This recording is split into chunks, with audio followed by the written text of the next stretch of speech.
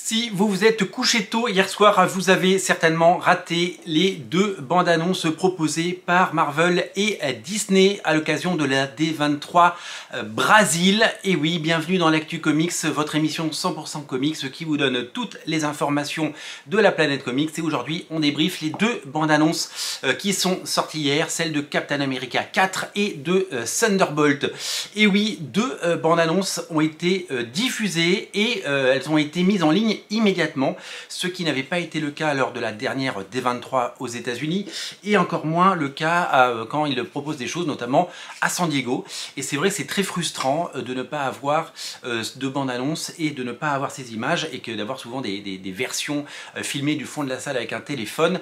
Là, on les a en grand, haute définition et on peut juger sur pièce. Ces très longues bandes-annonces, on va parler de la durée des bandes-annonces, qui en montrent énormément et qui sont là pour rassurer les fans.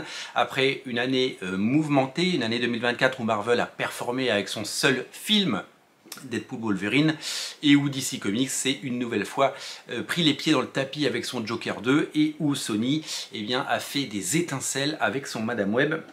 Il va falloir rassurer le marché et surtout relancer la machine Marvel. Deux bandes annonces donc, on va commencer par Captain America. Captain America, qui s'appelle donc Brave New Order, World New Order, Brave New World, ça avait changé de nom, du coup New World Order, voilà. Et donc alors c'est très marrant parce que la bande-annonce, on avait déjà une première bande-annonce qui n'était pas finie, clairement, et qui donnait pas très envie, on avait juste l'impression du 9e épisode ou du 10e épisode de la série Faucon et Soldats de l'hiver, voilà, il n'y avait pas grand chose à se mettre sous la dent. Nouvelle bande-annonce qui est montée totalement différemment, même s'il y a des images qu'on retrouve et qu'il se passe beaucoup de choses.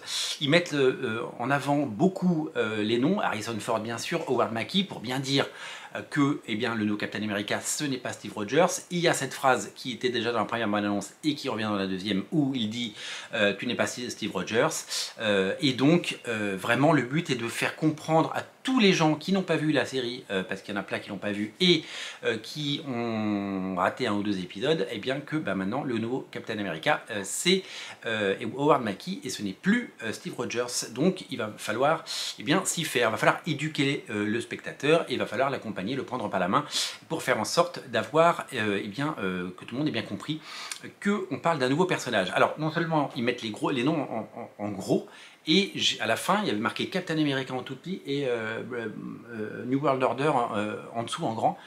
Et donc du coup, clairement, est-ce qu'ils vont communiquer sur le fait que Captain America finalement c'est un peu moins important que cette nouvelle page de l'univers Marvel au cinéma? Eh bien, nous le saurons. La grande nouvelle, c'est donc l'arrivée d'Harrison Ford qui reprend le rôle de Thunderbolt Ross et qui donc va devenir un personnage, spoiler alert, si vous avez vu la bande-annonce ou si vous avez lu les comics, vous savez de quoi je parle, sinon fermez vos écoutilles, le personnage de Red Hulk. Et ce qui est très étonnant à ce niveau de la bande-annonce et de la promo, le film sort en février, c'est d'avoir balancé dès la première bande-annonce qu'il y avait le Red Hulk et de balancer dès la deuxième bande-annonce que le Red Hulk c'est Harrison Ford, donc Thunderbolt Ross. Ça c'est quelque chose qu'on découvre après, je sais pas, genre 15 épisodes dans la série Hulk, et donc je trouve ça super bizarre de spoiler ça, et c'est surtout que quels vont être les enjeux. Alors on comprend pas bien les enjeux de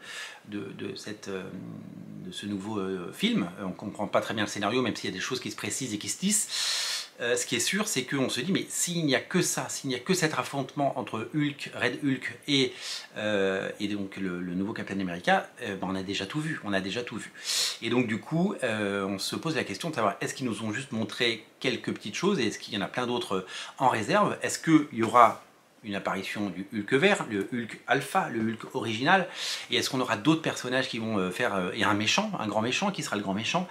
Voilà, plein de questions. Pour le moment, les images sont plutôt rassurantes, elles sont plutôt jolies à regarder, hein, on ne va pas se plaindre. Et de l'autre côté, il faut être très conscient du fait que la bande-annonce était très longue, très longue, et qu'elle en a beaucoup trop à dévoiler. L'autre bande-annonce, c'est les Thunderbolts. Si vous savez, il n'y avait pas eu une première bande-annonce également. Cette deuxième bande-annonce, elle est un peu en deux parties, c'est un peu deux bandes-annonces en une. avec plein de nouvelles images par rapport à la toute première bande-annonce qu'on avait vue, avec une scène d'action pour commencer avec Bucky. Elle est un peu molle cette scène d'action, elle est filmée un peu au ralenti, c'est un peu ma grand-mère qui conduit. Donc du coup, c'est un peu compliqué je trouve, même si il y a des moments un peu badass avec l'arrivée de Bucky, je vous laisserai découvrir. Mais je trouve que ça manque un petit peu d'adrénaline et de folie. Et après, on a, eh bien, il nous présente tous les personnages, tous les membres des Thunderbolts. Moi, je pensais qu'après cette scène d'action, ben, voilà, ça y est, ils allaient couper. Non, non, ils nous présentent chaque personnage. Donc, eh bien, évidemment, Bucky, évidemment. Le US Agent, John Walker, etc., etc. Donc on a droit à un petit portrait pour voir un petit peu leurs aptitudes, leur badassitude et leur pouvoir, et puis leur costume, pour qu'on vraiment se familiarise avec eux. Je pense que Marvel souhaite refaire le coup des Gardiens de la Galaxie avec ce film. Est-ce qu'il y aura la folie, l'humour et tout ça?